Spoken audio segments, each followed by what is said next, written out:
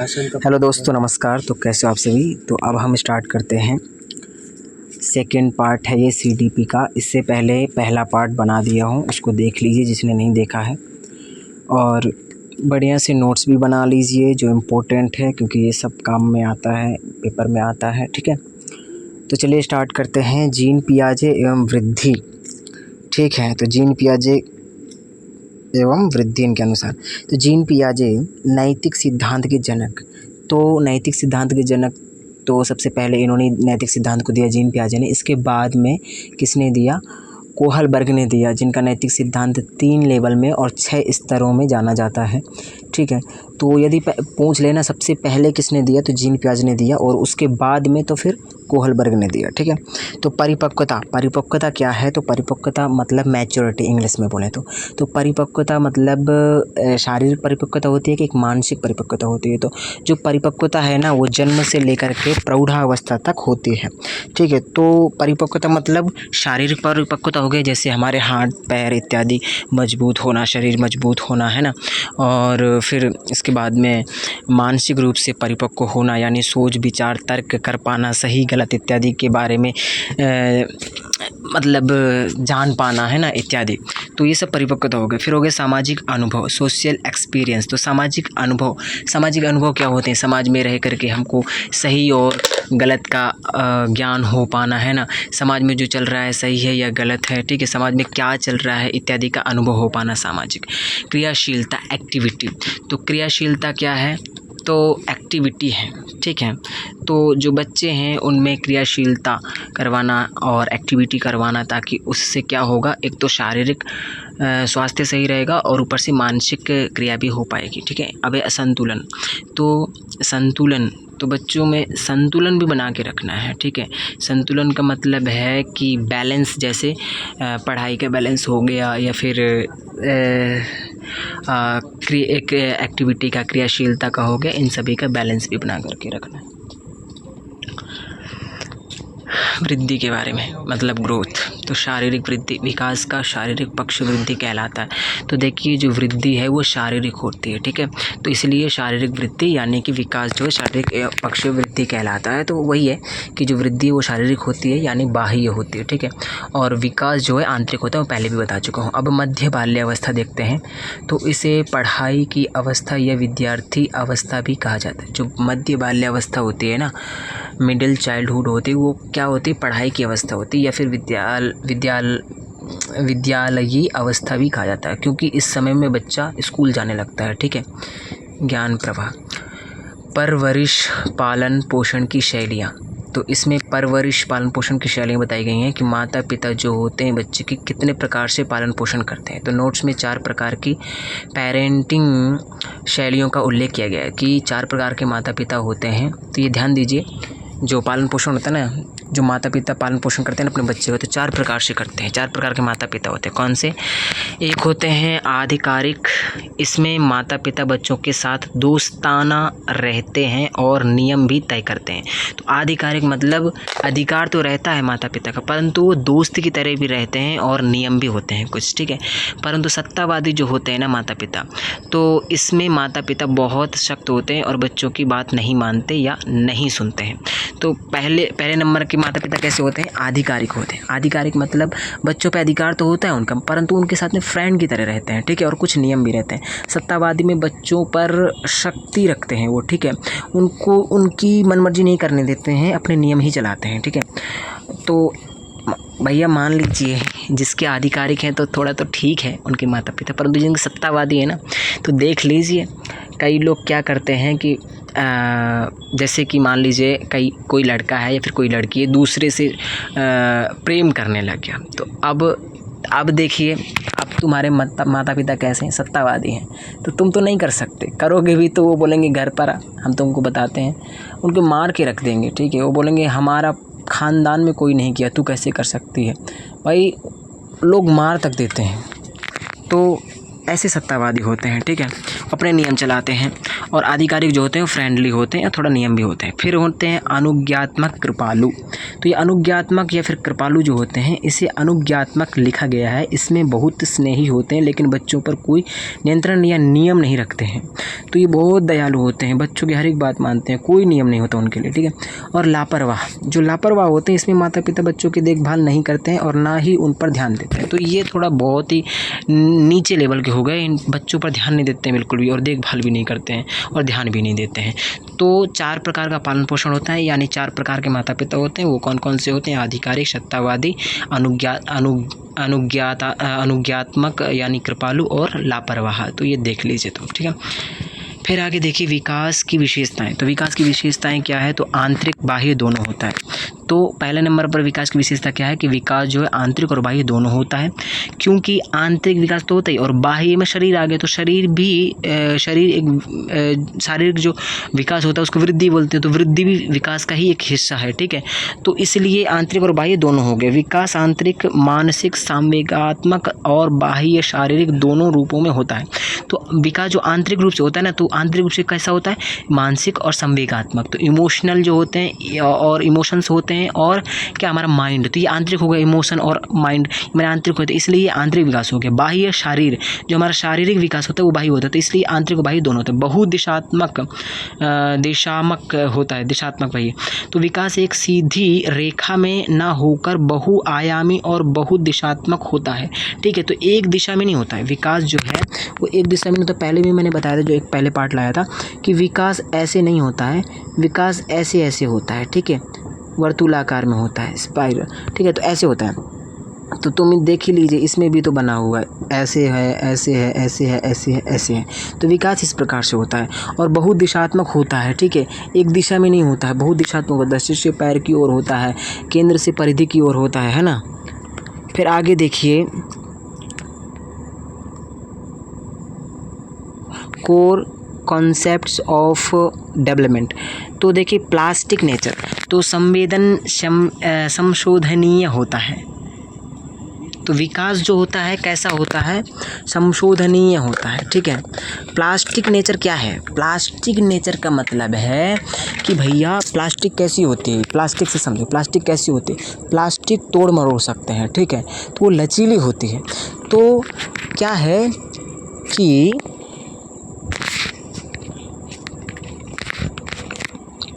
Plastic को मोड़ा जा सकता है ना। तो ऐसे ही प्लास्टिक नेचर होता है किसका?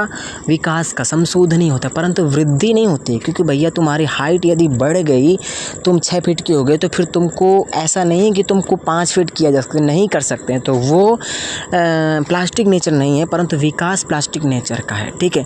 तुम विकास को क्या कर संशोधन भी कर सकते हो। यदि तुम्हारा गलत विकास हो गया, मान लो कि बच्चे पर ध्यान नहीं दिया गया और उसका विकास हो गया कैसा, वो मान लो गलत संगत में पड़ गया, तो अब उसको चेंज किया जा सकता है। तो इसलिए ये बोल रहे हैं कि जो नेचर है वो प्लास्टिक नेचर होता है, ठीक है।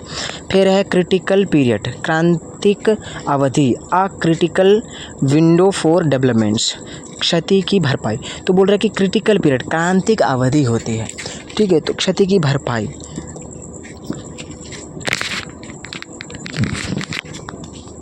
होता है, क्रांतिक अवधि होती है, ठीक है, विकास की। तो इसमें क्या होता है? क्षति की भरपाई, ठीक है, करना बहुत मुश्किल होता है, डिफ़िकल्ट हो जाता है, ठीक है। और आगे बोल रहा है वृद्धि। तो ग्रोथ क्या है? संरचनात्मक पक्ष है, ये जो ग्रोथ है वो संरचनात्मक पक्ष है, ठीक है। तो और फिजिकल चेंज होता है इसमें, ठीक है, तो शारीरिक चेंज होते हैं इसमें, ठीक है। विकास जो है कार्यात्मक पक्ष है, वृद्धि क्या है? संरचनात्मक पक्ष है, और विकास जो है कार्यात्मक पक्ष है। तो संरचना मतलब शारीरिक संरचना होती है, वृद्धि में शारीरिक संरचना होती है, मतलब शरीर का बनना होता है, तो इसलिए संरचनात्मक है। और कार्यात्मक है, विकास जो है कार्यात्मक पक्ष है। तो विकास में क्या होता है कि किसी कार्य को करके हम उसमें विकास प्राप्त करते हैं, तो इसलिए उसमें विकासात्मक में कार्यात्मक होता है विकास में, ठीक है, और उसमें संरचनात्मक होता है, ठीक है। तो functional aspect, internal development of abilities, तो कार्यात्मक पक्ष होता है इसमें, ठीक है। आगे देखिए जीन पियाजे। तो जीन पियाजे ने स्टेजेस दी है, ठीक है। और उन्होंने 4 स्टेज बताई हैं। और रिफ्लेक्सेशन तो प्रतिवर्त क्रियाएं। तो प्रतिवर्ती क्रियाएं जो हैं वो कितने से कितने बताया कि बच्चा जो प्रतिवर्ती क्रियाएं रिफ्लेक्शन कब करने लग जाता है, तो 0 से 30 डेज़ में वो रिफ्लेक्शन करने लग जाता है। ग्रिपिंग, सकिंग, तो इसका मतलब क्या है कि जो बच्चा होता है ना, जीन पियाजे के अनुसार बता रहे हैं कि जो बच्चा होता है वो जब 0 से 30 दिन का होता है, मतलब 1 महीने के अंदर का, तो वो क्या करता है, ग्रिपिंग, मतलब चीज़ों को पकड़ने लगता है। तुमने भी देखा होगा, थोड़ा इमेजिन करके देखिए कि बच्चा अंगूठे को पकड़ने लग जाएगा, कोई खिलौना होगा पकड़ लेगा, छोड़ेगा नहीं उससे छुड़वाने पर। सकिंग, कोई भी चीज़ होगा मुंह में डाल करके चूसने लग जाएगा। तो ये 0 से 30 दिन के बीच में चूसने लगता है। प्रतिवर्ती क्रियाएँ मतलब रिफ्लेक्सेशन करने लग जाता है बच्चा 0 से 30 दिन में, जीन पियाजे के अनुसार। तो ध्यान दीजिएगा, क्वेश्चन ऐसे ही बनते हैं, पूछ लेगा कि जीन पियाजे के अनुसार बच्चा रिफ्लेक्स एक्शन कब करने लग जाता है, तो 0 से 30 दिन, ठीक है, 1 महीने के अंदर में, ठीक है। और क्या करने लग जाता है, तो ग्रिपिंग, सकिंग मतलब चीज़ों को पकड़ना, ठीक है, चूसना इत्यादि। लक्ष्य निर्देशित व्यवहार, लक्ष्य निर्देशित मतलब गोल डायरेक्टेड बिहेवियर। तो 8 से 12 महीने का बच्चा जो होता है वो शुरू में सीखना, तो लक्ष्य निर्देशित व्यवहार करता है, तो मतलब गोल डायरेक्टेड बिहेवियर करता है। कोई चीज़ देख लिया ना तो वो भूलेगा नहीं उसके दिमाग से, वो तो था, रोने लग जाएगा, कोई चीज़ छुपा दो, वो है, तो ऐसे मतलब लक्ष्य निर्देशित उसके दिमाग में बन जाती है वो चीज़ कि ये है।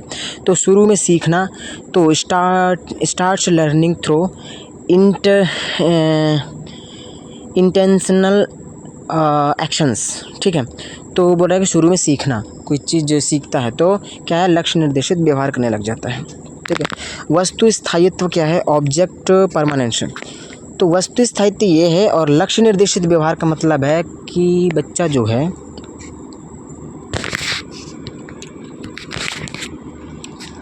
ना, तो वो नहीं होगा कि उस चीज़ को वो ध्यान में रख लेता है, छुपा दो, तो वही चीज़ वो वस्तु स्थायित्व में आएगा। लक्ष्य निर्देशित व्यवहार क्या है कि बच्चा जो है किसी के प्रति क्या करने लग जाता है, वो सीखना शुरू कर देता है ना।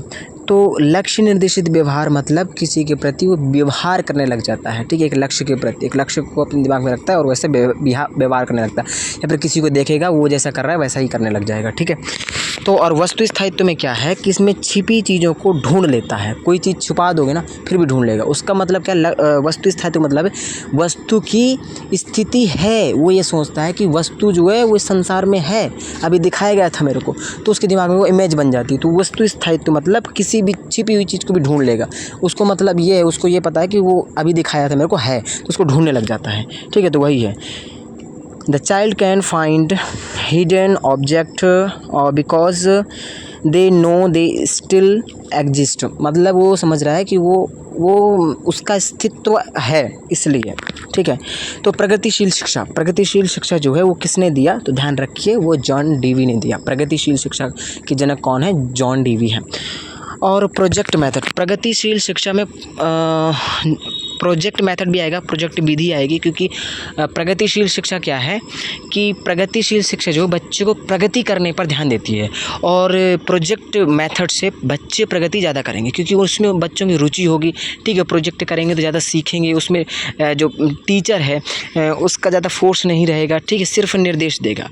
और समस्या समाधान विधि में क्या है कि टीचर जो है एक समस्या देगा और बच्चे उसका समाधान निकालेंगे, मतलब क्रिटिकल थिंकिंग करें कैसे इसका समस्या समाधान निकलेगा। यदि नहीं निकाल पाएंगे तो थोड़ा सा निर्देश देगा, बस फिर वो बच्चे करेंगे। तो ये भी बहुत अच्छा है और ये भी प्रगतिशील शिक्षा में आता है, ठीक है। स्वयं करके सीखना, ये जॉन डीवी ने कहा है कि काम को करो और सीखो, फिर करो, फिर सीखो, फिर करो, तो ऐसा जॉन डीवी ने कहा है। तो ये भी प्रगतिशील शिक्षा में आएगा। समाज से अधिगम करके सीखना, समाज से अधिगम करो और फिर सीखो, फिर अधिगम करो, फिर सीखो। तो लर्निंग थ्रू सोशल, ठीक है, इंटरेक्शन और कम्युनिटी, तो ये भी किस में आएगा, प्रगतिशील शिक्षा में आएगा। छात्र वास्तविक जीवन की समस्याओं पर कार्य करके सीखते हैं, ये क्या है, प्रोजेक्ट मेथड है। पहले मैंने खुद से बताया था और अभी यहाँ पर जो लिखा है वो मैं बता रहा हूँ कि छात्र वास्तविक जीवन की समस्याओं का कार्य करके सीखते हैं। तो वास्तविक जीवन की जो समस्याएं हैं ना, तो वो प्रोजेक्ट में लेते हैं और फिर उसको करके सीखते हैं। समस्याओं को हल करने की प्रक्रिया के माध्यम से सीखना, तो एक समस्या देते हैं जो अध्यापक है और उस पर क्रिया के माध्यम से हल करने की प्रक्रिया के माध्यम से सीखते हैं। क्रिया के माध्यम से सीखना, अनुभव से ज्ञान प्राप्त करना, तो क्रिया करेगा उसके माध्यम से सीखेगा और अनुभव से ज्ञान प्राप्त करेगा। ठीक है। सामाजिक संपर्क एवं समुदाय के साथ मिलकर सीखना, तो सामाजिक संपर्क में आएगा एवं समुदाय के साथ में मिलकर सीखेगा। समावेशी शिक्षा आएगा, इंक्लूसिव एजुकेशन।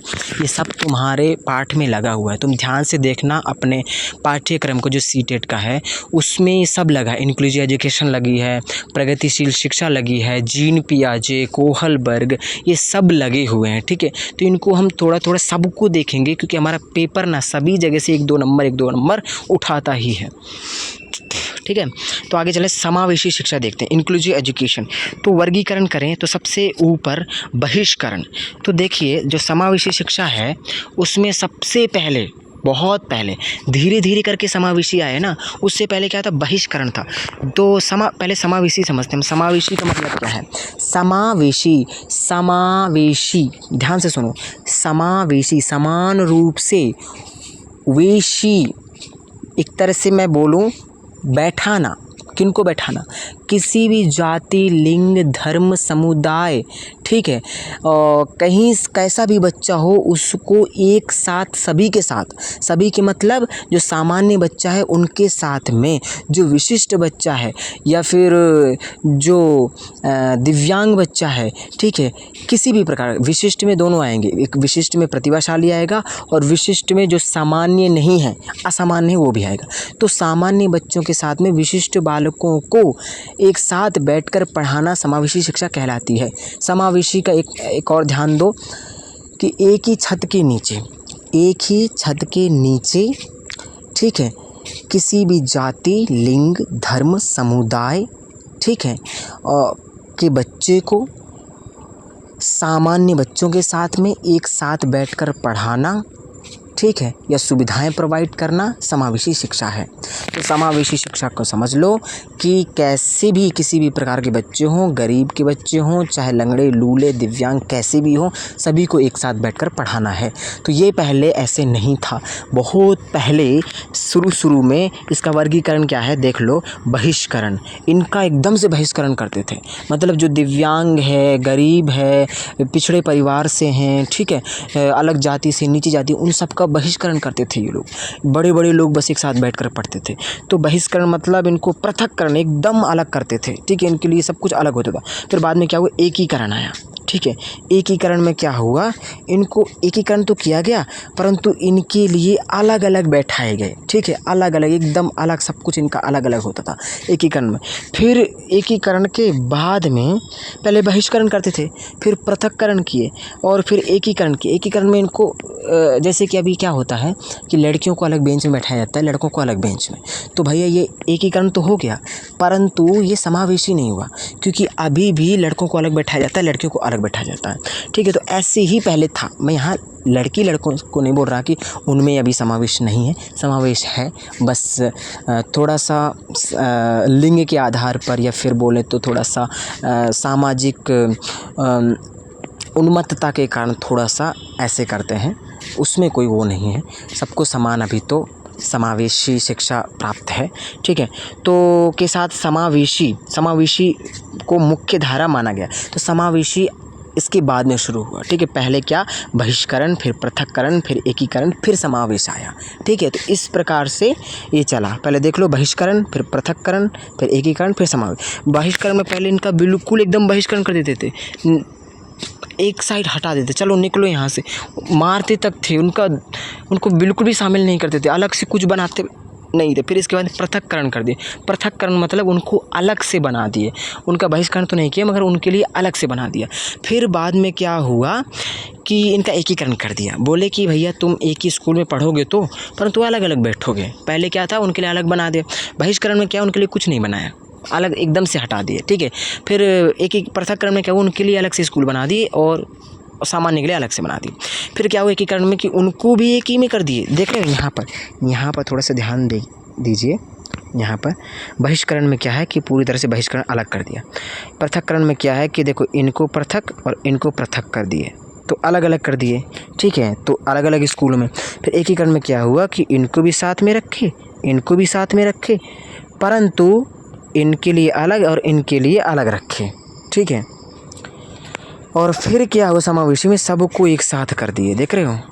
तो ये है बुनियादी ढांचा, इंफ्रास्ट्रक्चर। तो समावेशी शिक्षा के लिए स्कूल का इंफ्रास्ट्रक्चर सभी बच्चों के लिए अनुकूल होना चाहिए।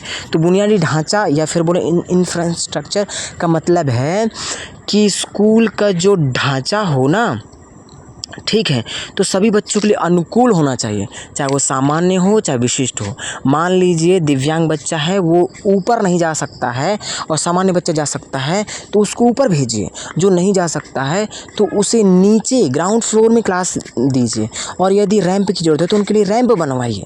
तो ये सब चीज़ें समान रखना है। समान मतलब, समान का मतलब वो नहीं है कि भैया गवर्नमेंट से पुस्तकें आई तो जिसके पास में ऑलरेडी पुस्तकें हैं, ठीक है, 7वीं क्लास के पास में है और 8वीं के पास में नहीं है, तो 7वीं को भी दो, 8वीं वालों को भी दो। तो ये समानता नहीं है, ठीक है, ठीक है, समानता है। परंतु हमको क्या बोला जाता है, NEP 2020 या फिर बोलें NCF क्या बोलता है कि समानुभूति होनी चाहिए, सॉरी समता होनी चाहिए, समानता नहीं। समता का मतलब है कि जिसके पास है और जिसको ज़रूरत नहीं है, जिसको ज़रूरत है उसको दो, जिसके पास है ऑलरेडी तो उसको क्या ज़रूरत है, तो वो तब समानता आएगी, ठीक है। समता होगी तब समानता आएगी, ठीक है। तो सभी के लिए मतलब जो स्कूल का जो ढांचा है ना, वो सबके लिए समान होना चाहिए। समान मतलब जो दिव्यांग है बेचारा, पहले विकलांग बोलते थे, अब विकलांग नहीं बोलते हैं, विकलांग के लिए दिव्यांग यूज होता है, ये भी ध्यान दीजिए, ठीक है। तो क्या बोल रहे हैं कि सभी के लिए अनुकूल होना चाहिए, रैंप वगैरह इत्यादि की यदि ज़रूरत हो तो वो बनवाएं, ठीक है। जिसको जो ज़रूरत है उसको वो देना चाहिए, वो है समावेशी। फिर है बाला, बाला का सिद्धांत। बाला ये हमने शॉर्ट फॉर्म में बनाया है। बाला का मतलब है building as learning aid, building as learning aid. जो बिल्डिंग है ना, उसको पूरी तरह से ऐसा बना दो ताकि बच्चों का अधिगम के अनुकूल बना दो, ठीक है। तो अधिगम सहायता के रूप में भवन, तो जो भवन हो कैसा हो, सीखने की सहायता के रूप में भवन हो। तो एक बिल्डिंग है ना, बिल्डिंग को ऐसे बना दो कि लर्निंग एड बन जाए। एक लर्निंग एड मतलब, एड का मतलब होता है उपकरण, तो बिल्डिंग एक सीखने का उपकरण बन जाए। सभी दीवारों में वो सभी चीज़ें चिपका दो जो ज़रूरी चीज़ें हैं, ठीक है, पढ़ने लिखने की, ताकि देख देख करके वो बच्चे समझते रहें, पढ़ते रहें वगैरह वगैरह, ठीक है। और इसका अर्थ है कि स्कूल की दीवारों और इमारतों को इस तरह तैयार करना कि वे खुद सीखने में मदद करें। तो इस तरह से वो दीवार, आज देखा होगा तुमने सरकारी स्कूलों में दीवारों में बहुत कुछ पेंटिंग किए होते हैं, बच्चे देखते हैं, उससे भी प्रभावित होते हैं, पढ़ते हैं, सीखते हैं कुछ चीज़ें, तो वो सब, ठीक है। जैसे यहाँ पे फ़ोटो में देख लीजिए, ठीक है, बहुत सारी चीज़ें लगी हैं, तो देख करके सीखेंगे ना बच्चे। फिर समता बनाम समानता, अभी आया ना, मैंने जो इक्विटी और इक्वालिटी की बात कर रहा था मैं, समानता और समता की, तो वही है। तो समता बनाम समानता, तो समता बनाम समानता क्या है कि समता रेखा चित्र के माध्यम से समझाया गया है कि केवल समानता सबको एक जैसा देना काफ़ी नहीं है। क्या बोल रहे हैं कि समानता क्या है, सबको एक जैसा देना, ये काफ़ी नहीं है। क्योंकि यहाँ पर देख लीजिए भैया,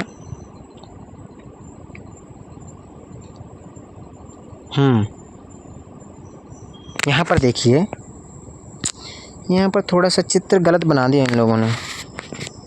यहाँ पर क्या है कि इसको दिया गया है, इसको भी दिया गया है, इसको भी दिया गया है, चित्र दोनों समान है। चित्र दोनों समान नहीं होने चाहिए थे। इसमें क्या है, समानता में क्या है, यहाँ पे समता की बात की गई है ना, हाँ, तो एक चित्र में पता क्या होना चाहिए था, एक चित्र में पता है क्या होना चाहिए, समानता को यदि समझाना है तो समानता में क्या है कि ये एक बॉक्स है, ये एक बॉक्स है, ये एक बॉक्स है, ये टीचर है, ये बच्चा है और ये उससे भी छोटा बच्चा है, और ये मैच का ग्राउंड है, ठीक है। तो बताइए कौन कौन देख पा रहा है? टीचर तो देख ले रहा है क्योंकि ऑलरेडी है ही ऊंचा, बच्चे नहीं देख पा रहे हैं। क्यों? क्योंकि सबको समान बॉक्स मिले हैं। यदि मान लो टीचर इतना लंबा है उसकी बॉक्स हटा करके इसको दे दिया जाए, या फिर ये थोड़ा सा देख ले रहा है, मान लो ये थोड़ा सा देख दे रहा है, ये और भी ज़्यादा देख पा रहा है, ये बिल्कुल नहीं देख पा रहा है, इन दोनों की बॉक्स हटा करके इसको दे दिया जाए तो क्या होगा, ये भी देख लेगा। तो ये हो जाएगी समता। इसको ज़रूरत है, इन दोनों की ज़रूरत नहीं है, इनको ज़रूरत है तो इनको दो भैया, इन दोनों को क्यों दिए हो, वो है समता।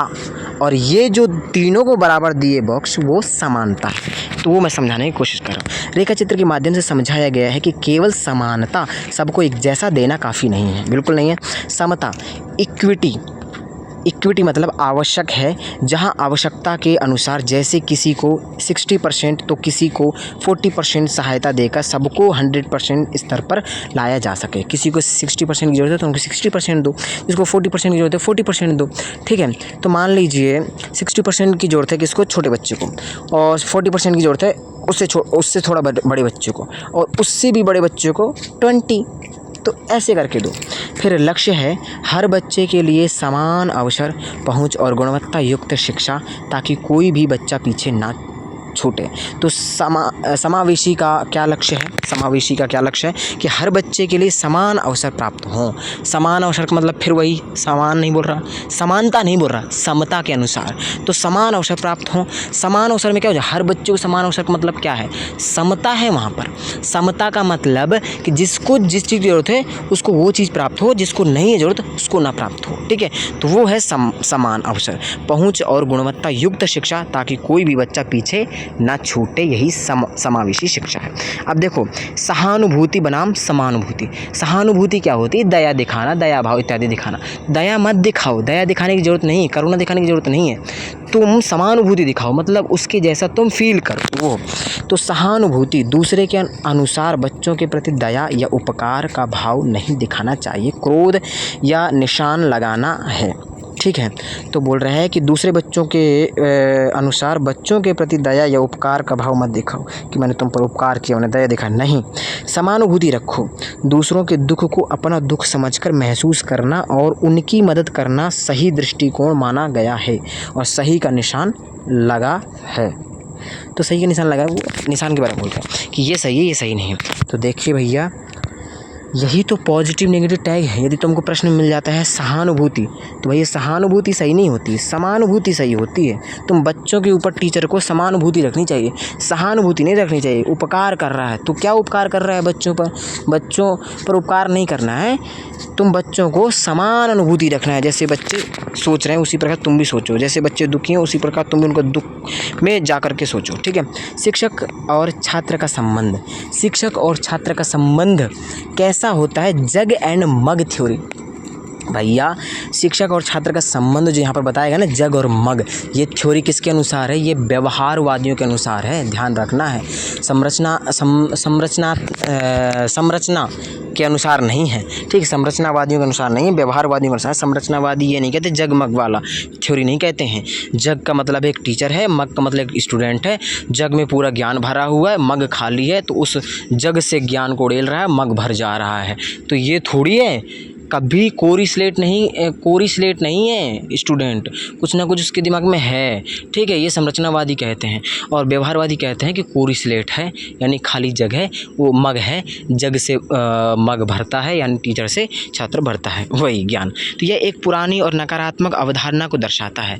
तो ये भी देख लीजिए, ये एक पेपर में आ जाए ना तो ये भी नेगेटिव, ये पॉजिटिव में नहीं आएगा, नेगेटिव में आएगा। मतलब ये तुम्हारा प्रश्न सही नहीं हो सकता यदि ये आ गया है तो, ये क्योंकि ये नहीं मानते हैं संरचनावादी। और अभी के समय में NEP बोले या फिर NCF बोलें, ठीक है, तो ये अभी के लिए माना नहीं जाता है, तो ये गलत हो जाएगा, ये पुरानी थ्योरी हो गई है, ठीक है। फिर भी पढ़ लेते हैं, मगर यह एक पुरानी और नकारात्मक अवधारणा को दर्शाता है जिसे शिक्षा शास्त्र में गलत माना जाता है। तो शिक्षा शास्त्र में, पेडागोजी में यानी CDP में इसको गलत माना जाता है, ठीक है। टीचर जग, अध्यापक को एक ज्ञान से भरा जग माना जाता है जो ज्ञान बांटने का काम करता है। तो भैया अब नहीं मानते हैं ऐसा, ठीक है। ये व्यवहारवादी मानते थे, पुरानी थ्योरी हो गई, ये अब गलत मानी जाती है, अब इसको सही नहीं माना जाता है, ठीक है। और स्टूडेंट क्या है, मग है, जो छात्र को एक खाली कोरा कागज़ या बर्तन माना जाता है जिसमें ज्ञान भरा जाता है, ऐसा बोल रहे हैं। निष्कर्ष क्या है, ये भाई दोनों ही गलत हैं थ्योरियाँ, मगर फिर भी हमको पढ़ना है क्योंकि हमको पॉजिटिव आंसर ढूंढना है तो नेगेटिव भी हमको आना चाहिए। अब निष्कर्ष नोट्स में स्पष्ट लिखा है कि यह व्यवहारवाद का मानना है, मैंने पहले बता दिया, जो कि गलत है। आधुनिक शिक्षा में बच्चों को खाली बर्तन नहीं माना जाता है। आधुनिक शिक्षा में अभी के समय में खाली बर्तन बच्चों को नहीं माना जाता है, ये ध्यान रखिएगा, ठीक है। इतनी अच्छी स्लाइड्स लाया हूँ बना करके, ठीक है। हमने पूरा AI का उपयोग किया है, ठीक है, और भी लोग कर रहे हैं, तो अच्छे से पढ़िए, ठीक है। तुमको चित्र के माध्यम से हर एक चीज़ मिल रहा है देखने के लिए, इतनी बढ़िया नोट्स हैं, ठीक है। आगे चलिए, अब हम रचनावाद पढ़ते हैं। हमने पहले क्या पढ़ा, व्यवहारवाद पढ़ा ना, ये व्यवहारवादियों का कहना है। अब रचनावाद पढ़ते हैं। तो कंस्ट्रक्टिविज्म क्या है, रचनावाद क्या है कि सबसे नीचे रचनावाद लिखकर आगे क्रॉस लगाया गया है, जो संभवतः इस संदर्भ में है कि व्यवहारवादी मॉडल रचनावाद के सिद्धांतों के विपरीत काम करता है। बिल्कुल इनके विपरीत काम करता है रचनावाद भैया, व्यवहारवाद। रचनावाद के अनुसार बच्चे अपने ज्ञान का निर्माण स्वयं करते हैं, ठीक है। तो रचनावादी क्या कहते हैं कि बच्चे जो हैं ज्ञान का निर्माण अपना स्वयं करते हैं, ठीक है, रचनावादी के अनुसार है, तो ध्यान दीजिएगा। फिर आगे देखिए, मुख्य संदेश क्या है कि आधुनिक शिक्षा में सहानुभूति, समझ, सक्रिय भागीदारी और ज्ञान का स्वयं निर्माण ही सही दृष्टिकोण है। तो मुख्य संदेश क्या है कि आधुनिक शिक्षा में, अभी की जो शिक्षा चल रही है उसमें सहानुभूति, समझ, सक्रिय भागीदारी और ज्ञान का स्वयं निर्माण ही सही दृष्टिकोण है। तो बच्चे क्या हैं, सहानुभूति, समझ बनाएं, ठीक है, सक्रिय भागीदारी लें, ठीक है, और ज्ञान का स्वयं निर्माण करें, ठीक है। तो वो सही दृष्टिकोण है, ये मुख्य संदेश है, ठीक है, रचनावादियों का। भाषा विकास, तो भाषा विकास देखो, भाषा विकास के चरण देखते हैं। तो इसको थोड़ा ध्यान से देखिएगा, क्योंकि भाषा विकास जो है यहाँ से 1-2 क्वेश्चन पूछ लेता है, ठीक है, और इसीलिए तुम थोड़ा सा ध्यान से देखिए, और बहुत कठिन नहीं है, ध्यान से देखोगे समझ में आ जाएगा भाषा विकास कि बच्चे में एक भाषा का विकास कैसे कैसे होता है, ठीक है। तो भाषा विकास के चरण देखिए, जब बच्चा बहुत छोटा होता है, मतलब वो जन्म लेता है, जब एक बच्चा जन्म लेता है तो तब भी भाषा बोलता है, मतलब तब भी भाषा का विकास होता है। बच्चा क्या करता है, रोता है। तो जब बच्चा रोता है तो जन्म के समय शिशु रोकर अपनी उपस्थिति का संकेत देता है कि मैं हूँ, ठीक है। तो बच्चे के जन्म लेते ही बच्चा रोता है, तो भाषा के विकास का चरण शुरू हो गया ना, रोना, ठीक है। तो बच्चे का जन्म के समय शिशु रोकर अपनी उपस्थिति का संकेत देता है।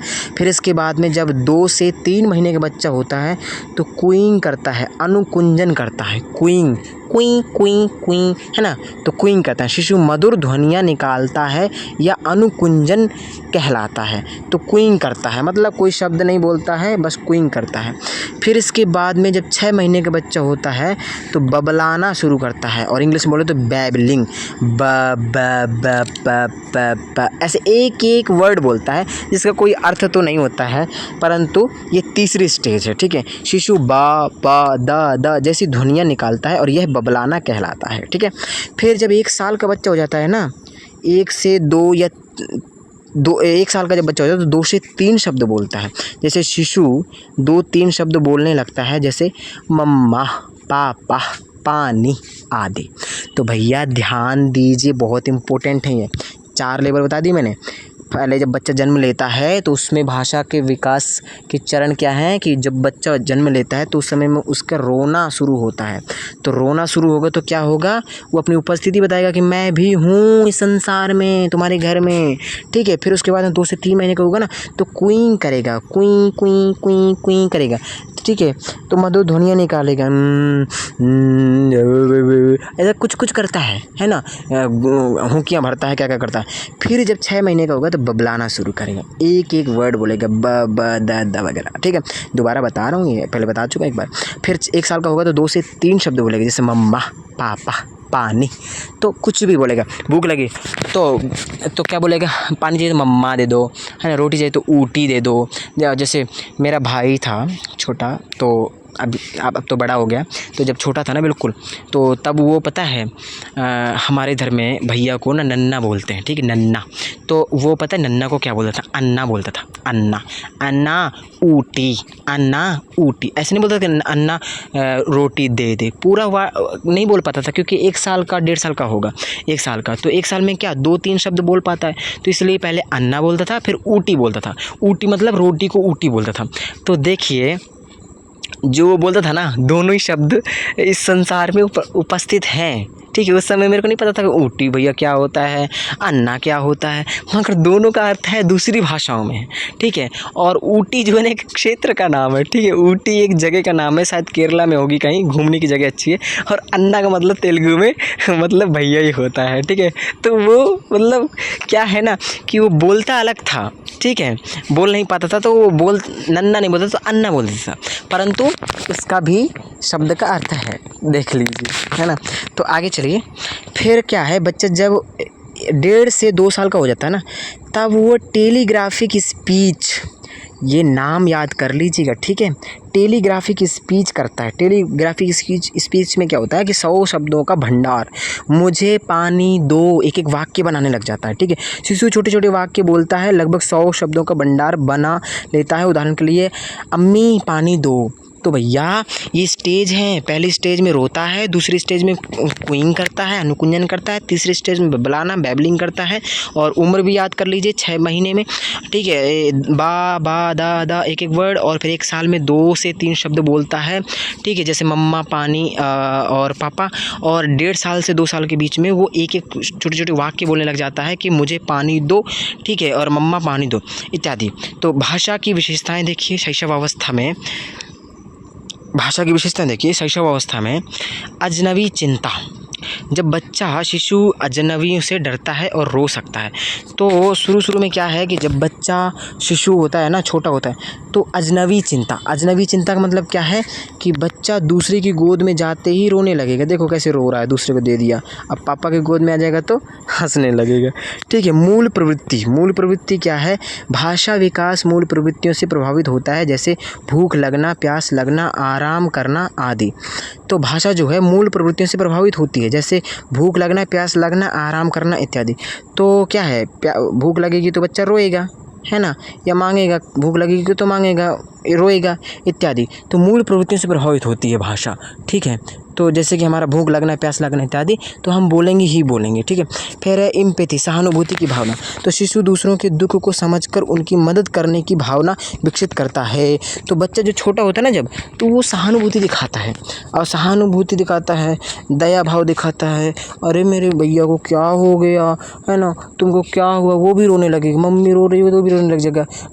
भाई को कुछ, जैसे मैं छोटा था ना जब, मैं तो छोटा ही था और मेरा भाई छोटा था बहुत, तो जब मेरे को कोई मारता था ना, और मैं उसको हमेशा लेकर रखता था, मेरे को कोई मारता था ना तो वो भी रोने लगता था, मैं रोऊंगा, ये मारेगा कोई मेरे को, तो वो रोने लगता था। तो इसका मतलब क्या है कि वो सहानुभूति दिखा रहा है, दया भाव दिखा रहा है, करुणा भाव दिखा रहा है, मत मारो इसको, ठीक है, अपनत्व भाव दिखा रहा है। भाषा केवल शब्द नहीं बल्कि विचारों, भावनाओं और अनुभवों का सेतु है।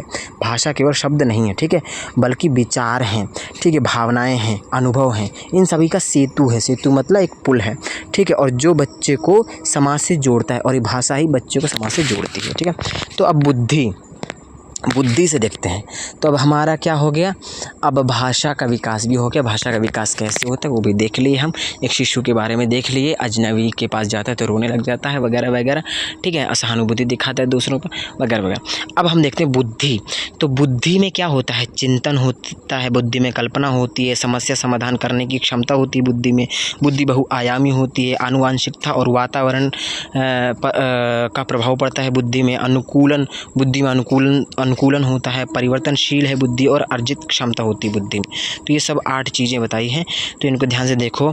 तो प्रश्न में आ जाए यदि चिंतन से संबंधित तो बुद्धि सही होगा, ठीक है। तो समस्या को समझकर गहराई से सोचने और समाधान निकालने की क्षमता बढ़ती है।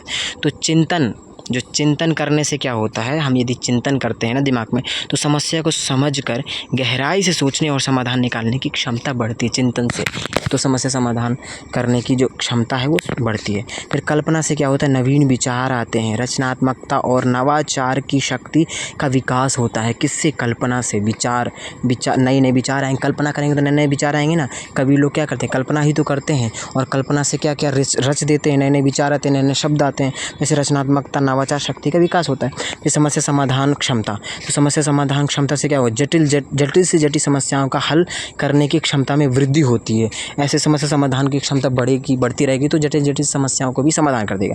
बहुआयामी का मतलब विभिन्न दृष्टिकोणों से सोचने और बहुआयामी रूप से विश्लेषण करने की क्षमता मिलती है।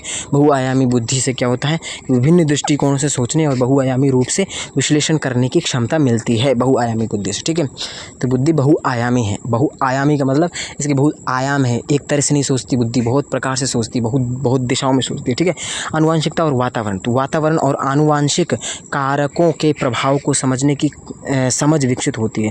तो बोल रहा है कि वातावरण और आनुवांशिक कारकों के प्रभाव को समझने की समझ विकसित होती है बुद्धि में, और आनुवंशिक और वातावरण का प्रभाव भी बढ़ता है बुद्धि में। यदि मान लीजिए किसी के पापा बहुत विद्वान है ना, तो कभी कभी आनुवंशिकता का प्रभाव पड़ता है, तो उसका भी बेटा विद्वान होता है, परंतु वातावरण का भी बहुत प्रभाव पड़ता है। यदि वातावरण ना मिला तो वो भी गधा हो जाएगा। ठीक है, अनुकूल, तो परिस्थितियों के अनुसार स्वयं को ढालने और समायोजन करने की क्षमता बढ़ती है। तो बुद्धि में अनुकूलन भी है। तो बुद्धि जहाँ नई जगह में जाओगे वहाँ पर, तो वहाँ पर जा कर के बुद्धि तुमको समझाएगी और नई परिस्थिति में तुम ढल जाओगे। ठीक है, तो बुद्धि समायोजन भी करती है, नई जगह में ढलने की क्षमता भी है उसमें। परिवर्तनशील, तो नए अनुभवों और परिस्थितियों के अनुसार सीखने और बदलने की क्षमता विकसित होती है। तो परिवर्तनशील भी है, नए नए अनुभवों और परिस्थितियों के अनुसार सीखने और बदलने की क्षमता भी विकसित होती है किसमें, बुद्धि में। ठीक है, तो परिवर्तनशील भी है बुद्धि। ठीक है, और अर्जित क्षमता, अभ्यास, अनुभव और शिक्षा के माध्यम से ज्ञान और कौशल अर्जित करने की क्षमता बढ़ती है किसमें, बुद्धि में।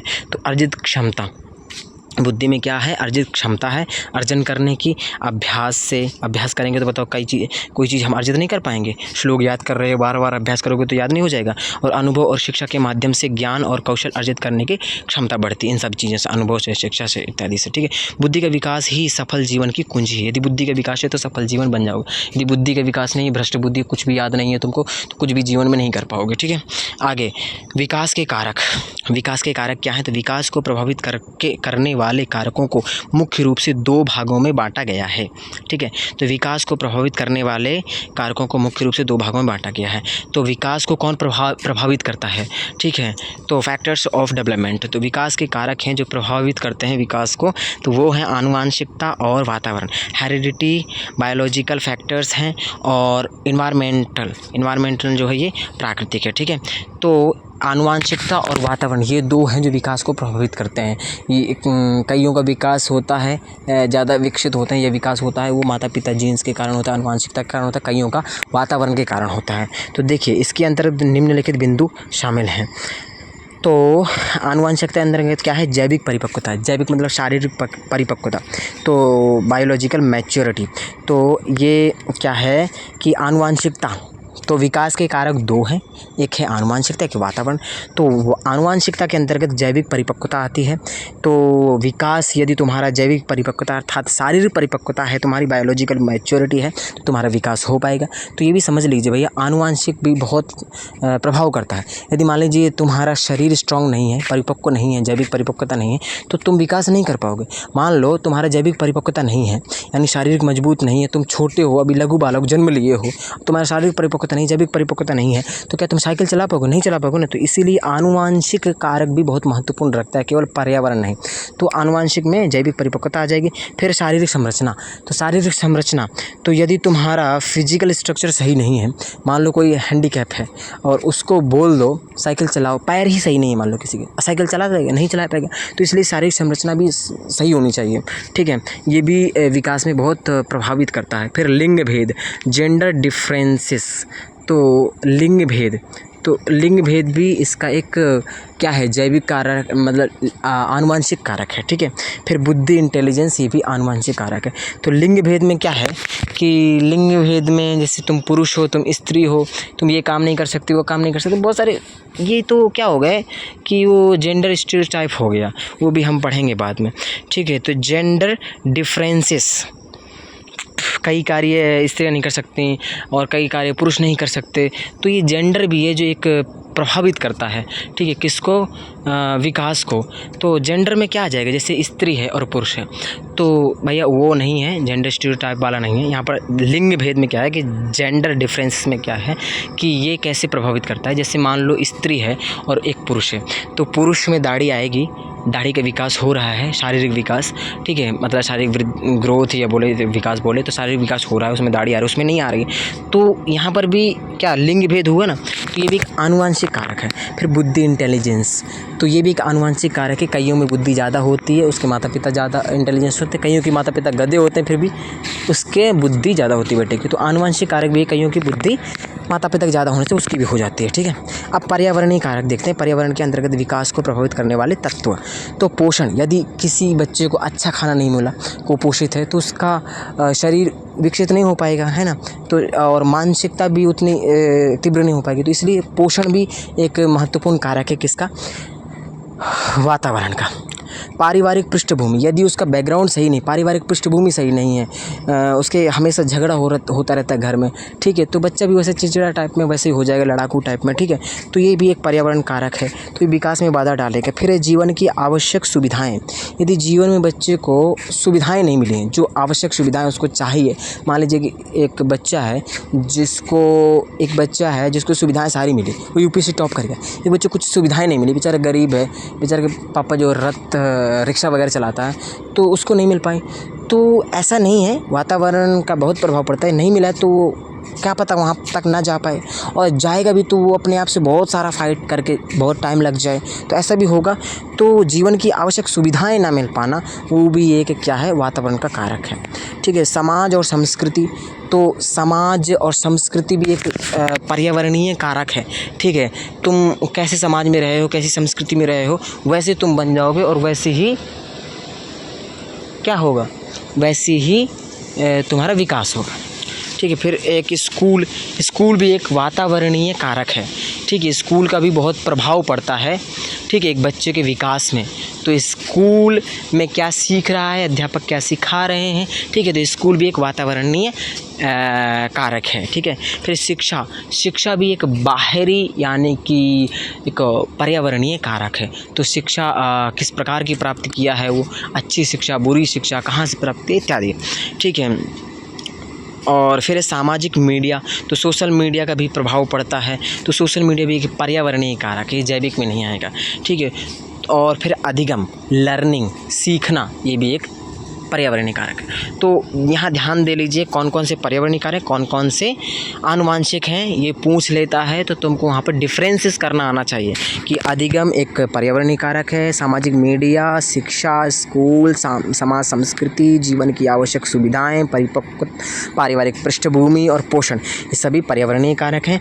जैविक परिपक्वता, शारीरिक संरचना, लिंग भेद, बुद्धि, ये सभी क्या हैं, आनुवांशिक कारक हैं, ठीक है। तो अब तुम्हारा क्या हो गया, विकास के कारक भी हो गए जो दो प्रकार के हैं, आनुवंशिक और वातावरण। अब आएगा पूर्व बाल्यावस्था, तो अर्ली चाइल्डहुड, पूर्व बाल्यावस्था जो है, आयु सीमा इसकी क्या है, 2 से 6 वर्ष के होते हैं, और 0 से 2 इन्फेंसी मतलब शैशव अवस्था होती है। तो शैशव अवस्था के बाद में पूर्व बाल्यावस्था आती है, इसकी सीमा 2 से 6 वर्ष की होती है।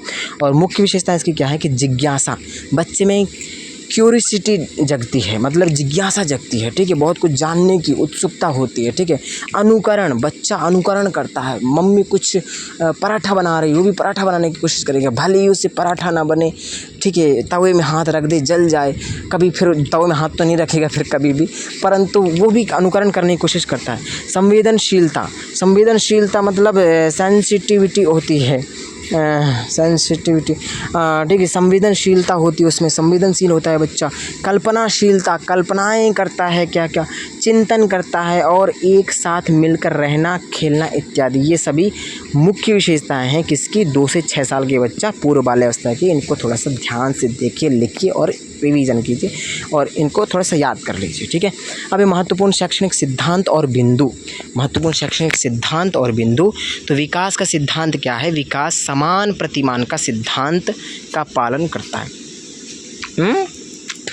तो प्रिंसिपल ऑफ यूनिफॉर्म पैटर्न, तो विकास समान प्रतिमान का सिद्धांत का पालन करता है। विकास देखिए समान रेखा में तो नहीं होता है, ये क्या है थोड़ा समझ में नहीं आ रहा है, छोड़िए इसको, आगे बढ़िए। पोर्टफोलियो, पोर्टफोलियो एक निश्चित समयावधि के लिए बनाया जाता है। जो पोर्टफोलियो एक निश्चित समयावधि के लिए बनाया जाता है, यानी कि जैसे मान लीजिए सेमेस्टर वाइज है तो सेमेस्टर वाइज बनाएंगे, एनुअल वाइज है तो एनुअल वाइज बनाएंगे, 1 साल का बनेगा नहीं तो सेमेस्टर का बनेगा।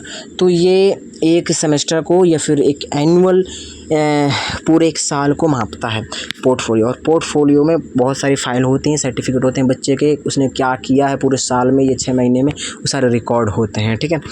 फिर आगे रिकॉर्ड देखिए, इसके अंतर्गत 2 मुख्य बातें रखी जाती हैं, बच्चों का रिकॉर्ड और कक्षा का रिकॉर्ड। तो रिकॉर्ड में 2 प्रकार की चीज़ें होती हैं, बच्चों का रिकॉर्ड होता है रिकॉर्ड में, और कक्षा का रिकॉर्ड होता है। दोनों का रिकॉर्ड के आधार पर मूल्यांकन होता है, ठीक है। तो ये सभी मूल्यांकन के टूल्स हैं, पोर्टफोलियो हो गया, रिकॉर्ड हो गया, ठीक है। फिर आगे देखो मूल्यांकन के उपकरण। तो मूल्यांकन के उपकरण क्या क्या हैं, तो रेटिंग स्केल, रेटिंग स्केल इसमें 1 2 3 4 5 जैसी श्रेणियां दी गई हैं। तो मूल्यांकन के उपकरण, उपकरण मतलब टूल्स, तो एक रेटिंग स्केल भी एक मूल्यांकन का उपकरण है। तो रेटिंग के माध्यम से हम बच्चों का मूल्यांकन कर सकते हैं। यदि बहुत अच्छा है, मतलब जो जो उसमें मापना चाहते हैं, मान लीजिए हम 5 चीज़ उसमें मापना चाहते हैं, 5 की 5 है तो 5 रेटिंग देंगे, उससे कम है तो 4 देंगे, उससे भी कम है 3 देंगे, फिर 2 देंगे, फिर 1 देंगे, 0 देंगे, तो ऐसे श्रेणी। फिर एक है चेकलिस्ट, चेकलिस्ट इसके सामने ऑब्जेक्टिव प्रश्न लिखा है। तो चेक लिस्ट में क्या होता है कि इसमें चेक करते हैं, सही है तो सही का निशान, गलत है तो गलत का निशान, जैसे इसमें दिया हुआ है सही गलत का। तो चेक लिस्ट में चेक किया जाता है सही गलत, ठीक है। फिर है रूब्रिक, रूब्रिक में यह प्रदर्शन के मूल्यांकन का एक उपकरण है, प्रदर्शन के मूल्यांकन का एक उपकरण है। जैसे ये बना है ना, तो ऐसे करके एक वो रहता है और उसमें क्या क्या प्रदर्शन करना है। मान लीजिए एक तुम्हारे पास एक पैड है, इसमें लिख रखे हो और तुम गीत प्रतियोगिता हो रही, गीत प्रतियोगिता में क्या क्या चाहिए, स्वर चाहिए, ठीक है, और लय, गति यति लय वगैरह, स्वर है ना, और स्पष्टता है ना, और उच्चारण और ध्वनि स्वर इत्यादि बहुत कुछ। तो इन सभी को नंबर दे दिया, 5 5 5 5 नंबर दे दिया, 10 चीज़ों के, 10 चीज़ों के लिए तूने 5 नंबर दे दिया, ठीक है। यदि मान लो स्वर उसका सही है, पूरा परफेक्ट है अच्छे से, तो 5 नंबर दिया। यदि उसकी क्या बोलते हैं, उसने उतार चढ़ाव सही नहीं है उसका, तो 3 नंबर दिया। तो ऐसे ही करके एक एक चीज़ के लिए तुम नंबर देते हो। तो प्रदर्शन के मूल्यांकन का एक उपकरण है, कोई चीज़ प्रदर्शित कर रहे हो तो उसमें कितना अच्छे से तुमने क्या प्रदर्शन किया है, तो उसको नंबर देना इत्यादि, रूब्रिक, ठीक है। ऑब्जर्वेशन, अवलोकन, निरीक्षण, तो इसके अंतर्गत निम्नलिखित विधियाँ शामिल की गई हैं। तो ऑब्जर्वेशन में क्या होता है, अवलोकन करना, तो ऑब्जर्व करना होता है, देखना होता है, ठीक है। तो ऑब्जर्वेशन में क्या होता है, ऑब्जर्व करना होता है किसी चीज़ को। तो जैसे साक्षात्कार, तो इंटरव्यू, ऑब्जर्वेशन में इंटरव्यू, तो इंटरव्यू में क्या होता है, इंटरव्यू देते हैं जब, तो एक छात्र का इंटरव्यू होगा तो उसको ऑब्जर्व करेंगे, क्या चीज़ वो बता पा रहा है, क्या नहीं बता पा रहा है इत्यादि के। तो उसके माध्यम से, उसका इंटरव्यू के माध्यम से हम ऑब्जर्वेशन कर सकते हैं बच्चे का कि उसमें जो चाहते हैं उसमें है या नहीं है, ठीक है। प्रश्नावली के माध्यम से क्वेश्चन पूछ करके भी उसको ऑब्जर्व कर सकते हैं, उसके बारे में जान सकते हैं, ठीक है। केस स्टडी के माध्यम से, यदि केस स्टडी कर रहे हैं उसके बारे में बहुत कुछ चीज़ें जान रहे हैं, उसके माध्यम से प्रोजेक्ट के माध्यम से कोई कार्य दे रहे हैं, उसके माध्यम से उसकी बुद्धि का पता लगा सकते हैं, उसके बारे में पता लगा सकते हैं, तो इत्यादि ऑब्जर्वेशन के ये माध्यम है। तो ऑब्जर्वेशन में क्या क्या है, साक्षात्कार, प्रश्नावली, केस स्टडी और प्रोजेक्ट इत्यादि आएंगे, ठीक है। अब आएगा बाल्यावस्था, बाल्यावस्था, उत्तर बाल्यावस्था। तो बाल्यावस्था जो 6 से 11 वर्ष की, तो ये बाल्यावस्था बोले या फिर उत्तर बाल्यावस्था बोले। पूर्व बाल्यावस्था, उत्तर बाल्यावस्था 2 ही हम पढ़ेंगे, मध्य बाल्यावस्था नहीं पढ़ेंगे, ठीक है। तो ये बाल्यावस्था, मध्य भी तो पढ़ ली है ना शायद, कोई बात नहीं। देखिए अब आएगा बाल्यावस्था या उत्तर बाल्यावस्था, तो ये 6 से 11 वर्ष की होती है, ठीक है। और इस विकासात्मक अवस्था की प्रमुख विशेषताएं निम्नलिखित लिखी गई हैं, ठीक है। तो खेलों की अवस्था, तो ये जो अवस्था होती है ना उत्तर बाल्यावस्था, ठीक है। ये उत्तर बाल्यावस्था मतलब लेटर चाइल्डहुड होती है, इसको खेलों की अवस्था कहते हैं इसको। इस आयु में बच्चे सक्रिय रूप से खेलों में भाग लेते हैं, ठीक है।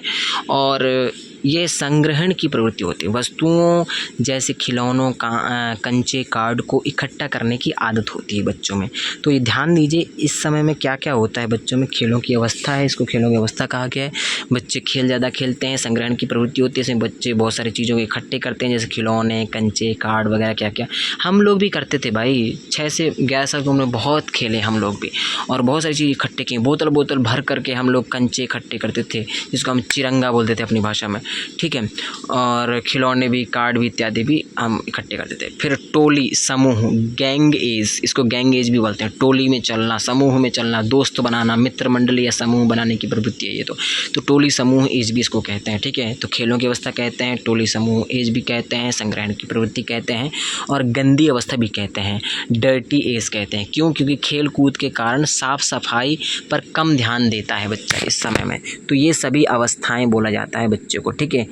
गंदी अवस्था बोलते हैं, संग्रहण की प्रवृत्ति बोलते हैं, खेलों की अवस्था बोलते हैं, टोली समूह इत्यादि गैंग एज भी बोलते हैं, ठीक है। तो इस समय में बच्चा क्या क्या करता है वो ध्यान दीजिए, जो मैंने बता दिया, ठीक है, इम्पोर्टेंट है, ठीक है। आगे चलिए, अधिगम की विशेषताएं। अधिगम की विशेषताएं देखिए, खासियत क्या है अधिगम की। तो नोट्स के अंतिम भाग में अधिगम की 8 प्रमुख विशेषताएं बताई गई हैं। तो पहली क्या है? मानसिक प्रक्रिया। यह एक दिमागी या संज्ञानात्मक गतिविधि है। तो अधिगम की विशेषताएं क्या हैं? सीखने की, लर्निंग की विशेषताएं क्या हैं? तो मानसिक प्रक्रिया है। तो अधिगम जो एक मानसिक प्रक्रिया है भैया, तुम कोई भी चीज़ सीखते हो तो तुम शरीर से थोड़ी सीखोगे, हैं? तो मानसिक प्रक्रिया है ना, तो माइंड से सीखोगे, बुद्धि से सीखोगे। तो एक ये मानसिक प्रक्रिया है, ठीक है। यह एक दिमागी या संज्ञानात्मक गतिविधि है। तो संज्ञान का मतलब भी वही है, बुद्धि, और दिमाग का मतलब भी वही है। तो यह एक मानसिक प्रक्रिया है, मतलब दिमाग के द्वारा ये कार्य किया जाता है इसमें, ठीक है। और ये जटिल प्रक्रिया है। अधिगम एक सरल प्रक्रिया नहीं, एक जटिल प्रक्रिया है भाई। यही ये बता दो, कोई भी चीज़ है क्या, यदि ये जटिल प्रक्रिया ना होती, सरल प्रक्रिया होती, तो इस दुनिया में सब कोई पढ़ लेता, कोई अनपढ़ ना होता, ठीक है। तो जटिल प्रक्रिया है मतलब कठिन प्रक्रिया है ये, है ना, सब कोई नहीं पढ़ सकता है। तो इसीलिए कितने मुश्किल से याद होता है हम कोई भी चीज़ करते, तो इसलिए ये जटिल प्रक्रिया है। सीखना हमेशा सरल नहीं होता, यह एक कॉम्प्लेक्स प्रोसेस है, ठीक है, कठिन है, तो इसलिए जटिल बोल दिया। तो एरर एंड मिस्टेक, त्रुटियाँ लिखना चाहिए, त्रुटियाँ और गलतियाँ। तो गलतियाँ अधिगम की प्रक्रिया का एक स्वाभाविक हिस्सा है। तो त्रुटियाँ और गलतियाँ, ये एरर और मिस्टेक, ये स्वाभाविक प्रक्रिया है। किसमें?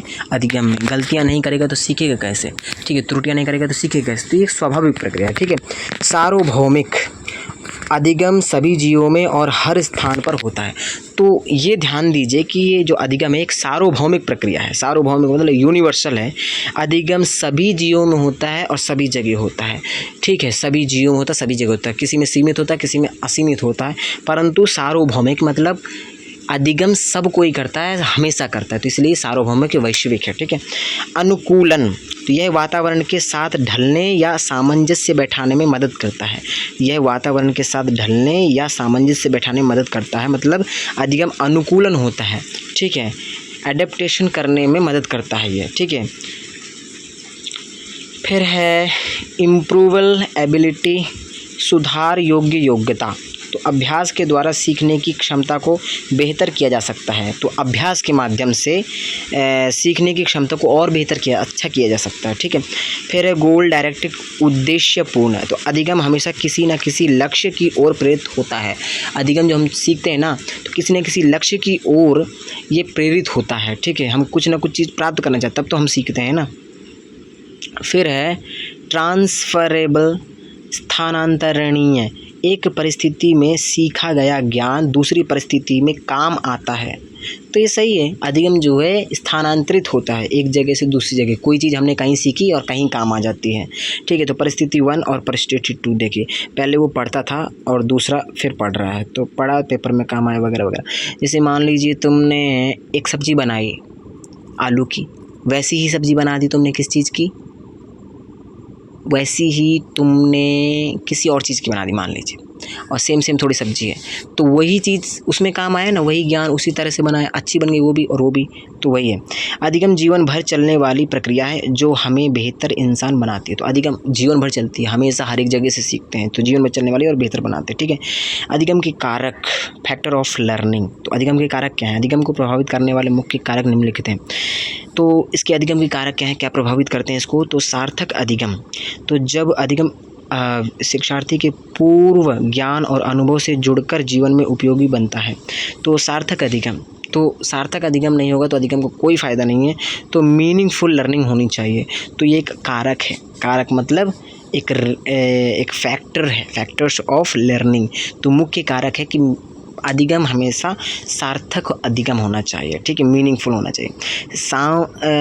सांस्कृतिक संदर्भ, सांस्कृतिक नहीं होगा, सांस्कृतिक होगा, ठीक है, वो गलत लिख गया है, इंग्लिश में देख ले, कल्चरल कॉन्टेक्स्ट, ठीक है। तो अधिगम पर समाज, संस्कृति, भाषा, परंपराएं और परिवेश का प्रभाव पड़ता है।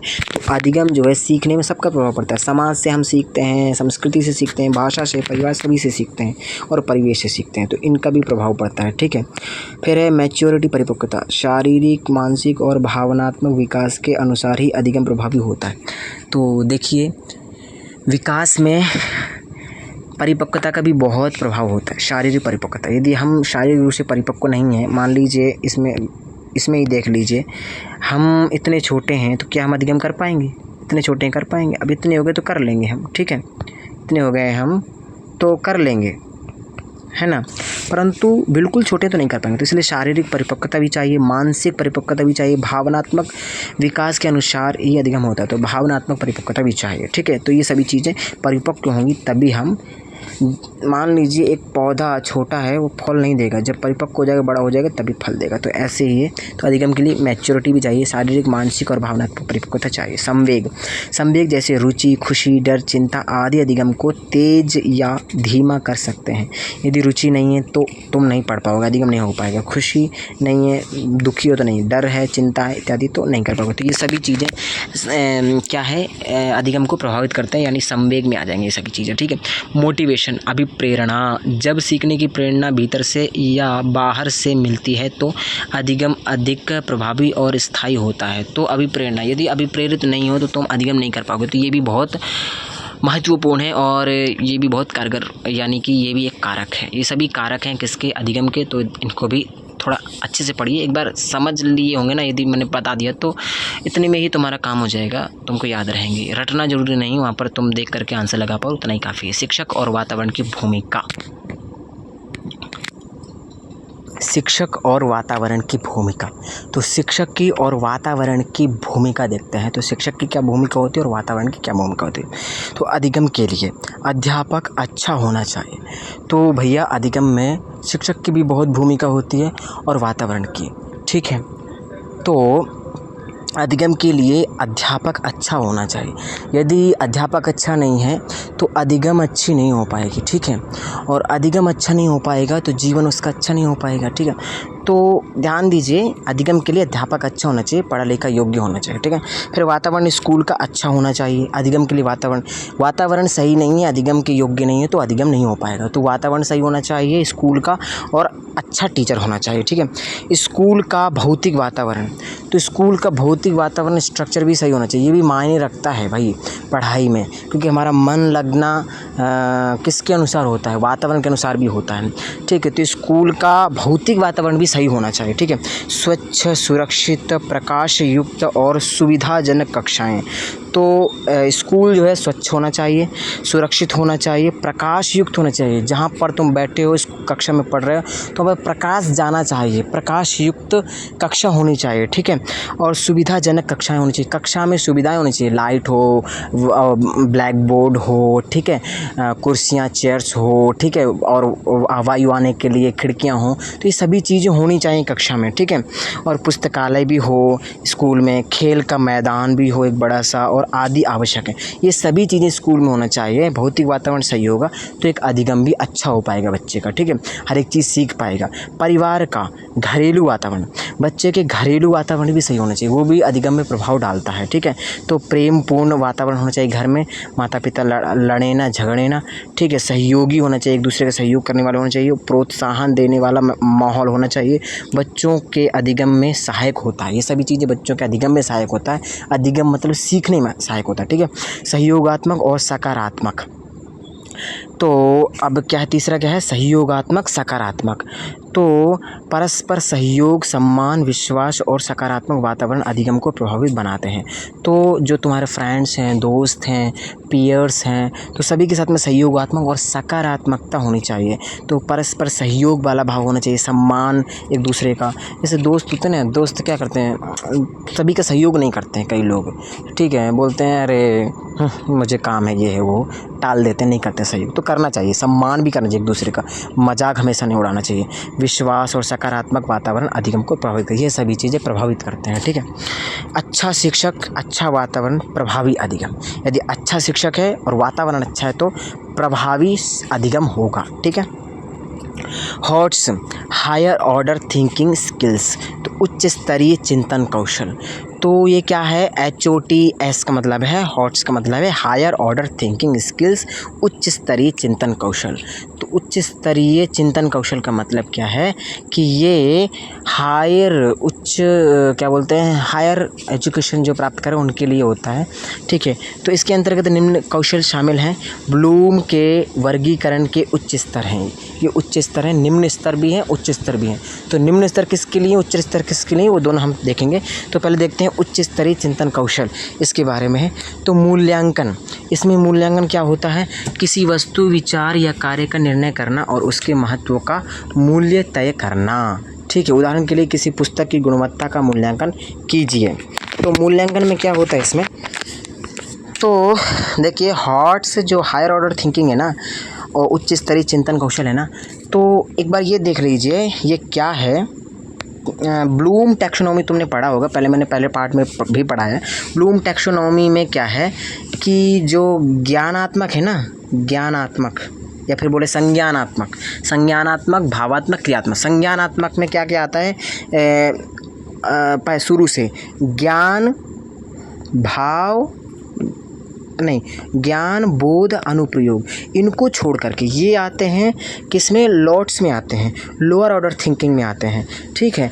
और इनकी ऊपर जो है ना विश्लेषण, संश्लेषण और मूल्यांकन, या फिर संश्लेषण की जगह मूल्यांकन और मूल्यांकन की जगह संरचनात्मकता, सृजनात्मकता, ठीक है। तो ऊपर वाले जो है ना 3, तो वो हैं यहाँ पर। तो मूल्यांकन, तो पहला मूल्यांकन आता है, तो किसी वस्तु, विचार या कार्य का निर्णय करना और उसके महत्व का मूल्य तय करना।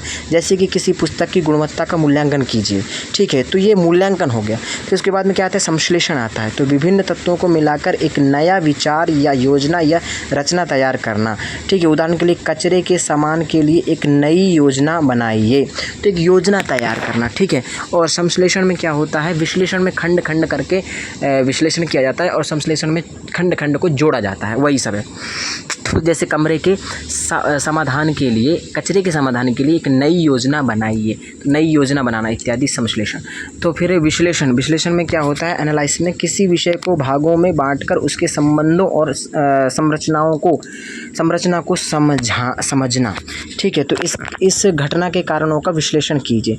तो विश्लेषण करना इत्यादि अभी बताया जो मैंने। नोट में संकेत है कि ये तीनों इसमें शामिल हैं, तो हॉट्स में ये तीनों शामिल है, ठीक है। अब लोट्स आ गया। लोट में क्या होगा, लोअर ऑर्डर थिंकिंग स्किल, तो इसमें निम्न स्तरीय चिंतन कौशल होता है, उसमें उच्च स्तरीय चिंतन कौशल होता है, इसमें निम्न स्तरीय। तो उसमें उच्च लोग जो हायर एजुकेशन प्राप्त कर रहे हैं वो लोग चिंतन करते हैं, उस प्रकार कर पाते हैं। इसमें लोअर में निम्न स्तर के लोग कर पाते हैं, जैसे कि प्राइमरी इत्यादि हो गए, मतलब नीचे वाला, ठीक है। तो इसके अंतर्गत बुनियादी मानसिक प्रक्रियाएं आती हैं और ब्लूम के वर्गीकरण के निम्न स्तर हैं। तो इसमें क्या क्या आते हैं, अनुप्रयोग आता है, ठीक है। अनुप्रयोग में क्या आता है कि एप्लीकेशन में कि सीखे गए ज्ञान या सिद्धांत का व्यवहार में उपयोग करना होता है। जो सीखा है आपने उसका प्रयोग करना है। उदाहरण के लिए सीखा हुआ शून्य उपयोग करके यह प्रश्न हल कीजिए, ठीक है। फिर है समझ बूझ, तो दूसरा आता है समझ या फिर बोध बोल दें। अब वो बोध बोल दें, किसी जानकारी को समझना, अपना भाषा में व्यक्त करना, उसका अर्थ बताना। ठीक है, तो किसी जानकारी को जो तुमने मान लीजिए कोई चीज़ ग्रहण की है ना, तो उसको समझना या समझाना इत्यादि। तो इस पाठ का मुख्य विचार अपने शब्दों में लिखिए। तो तुमने जो समझा है उसको लिखो। फिर ज्ञान, तो इसमें तथ्यों, सूचना और मूलभूत धारणाओं को याद रखना और पहचानना। तो इसमें भारत की राजधानी क्या है, तो इसमें क्या होता है, ज्ञान में सिर्फ रटना होता है, याद रखना होता है। ठीक है, तो ये 3 हो गए। लॉट्स हॉट्स मत भूलना। हॉट्स में होते हैं हायर ऑर्डर थिंकिंग स्किल, और उसमें कौन कौन से होते हैं हॉट्स में, मूल्यांकन, मूल्यांकन के बाद संश्लेषण, विश्लेषण। और हॉट्स में लोअर ऑर्डर थिंकिंग में अनुप्रयोग, अनुप्रयोग के बाद में क्या आता है, बोध, और फिर ज्ञान। ठीक है, मेमोरी, स्मृति। तो मेमोरी क्या है, तो अच्छी स्मृति या याददाश्त के मुख्य लक्षण या चरण क्या हैं। तो अच्छी स्मृति कैसी होती है, उसके लक्षण क्या है, तो जल्दी पहचान। तो यदि तुम्हारी स्मृति अच्छी है, मेमोरी अच्छी है, तो तुम जल्दी से पहचान लो किसी भी चीज़ को। ठीक है, जल्दी से जानना। ठीक है, तो जानकारी, चित्र, प्रतीक या ध्वनि को जल्दी पहचानने की क्षमता। जैसे कोई बात कर रहा है फ़ोन पे, तुमने सुना है पहले आवाज़, तो उसको तुरंत पहचान लोगे, तो तुम्हारी स्मरण शक्ति अच्छी है इसका मतलब।